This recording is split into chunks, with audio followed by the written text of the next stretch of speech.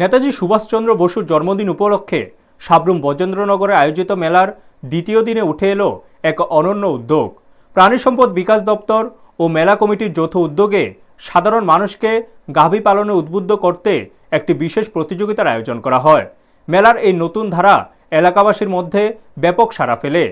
প্রতিযোগিতায় অংশ নেয় মোট 40 জন। শেষে অংশগ্রহণকারীদের উৎসাহিত করতে পুরস্কারেরও ব্যবস্থা রাখা হয়।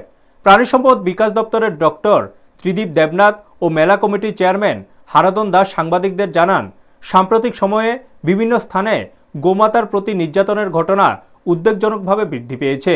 এই পরিস্থিতিতে সামাজিক সচেতনতা গড়ে তোলার লক্ষ্যেই এই প্রতিযোগিতা। তাদের বক্তব্য, গাভী পালন শুধু ধর্মীয় বা সামাজিক গুরুত্বের দিক থেকে নয়, বরং গ্রামীণ অর্থনীতি ও পুষ্টি নিশ্চিত করতেও গুরুত্বপূর্ণ ভূমিকা রাখে। এই উদ্যোগের মাধ্যমে একদিকে পশু সম্পদের সুরক্ষা ও যত্নের বার্তা প্রচারিত হয়েছে, অন্যদিকে সাধারণ মানুষের মধ্যে মানবিক মূল্যবোধ ও দায়িত্ববোধ জাগ্রত করার চেষ্টা করা হয়েছে।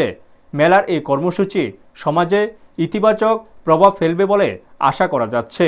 ব্যুরো রিপোর্ট, নিউজ তৎকাল 24।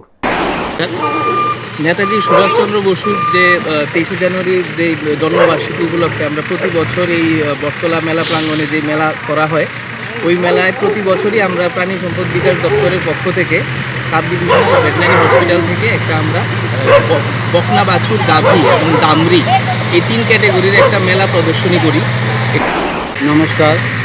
আজকের 129তম নেতাজি জন্মজয়ন্তী অনুষ্ঠান উপলক্ষে যে ক্যাটাল প্রদর্শন হচ্ছে এখানে, সেই অনুষ্ঠানে বিভিন্ন জায়গা থেকে যে গরু বাছুর এখানে এসেছে বা যারা এনেছে তাদের আমি প্রথমে ধন্যবাদ জানাই। আর অনুষ্ঠানে উপস্থিত আছেন বজেন্দ্রনগর পঞ্চায়েতের প্রধান, বটতলা পঞ্চায়েতের প্রধান এবং ভেটেরিনারি সহ অফিসারবৃন্দ এবং মেলা কমিটির সব সদস্যরা সকলে উপস্থিত আছেন। যে এই আমরা তাদের কাছে প্রত্যেক বছর আমরা এটা আশা করব যে ভবিষ্যতেও যাতে তারা আমাদের সাহায্য সহযোগিতা করে এই অনুষ্ঠানকে সাফল্যমণ্ডিত করতে, তারা যেন আমাদের সাথে থাকে। এটুকু বলে আমি আমার বক্তব্য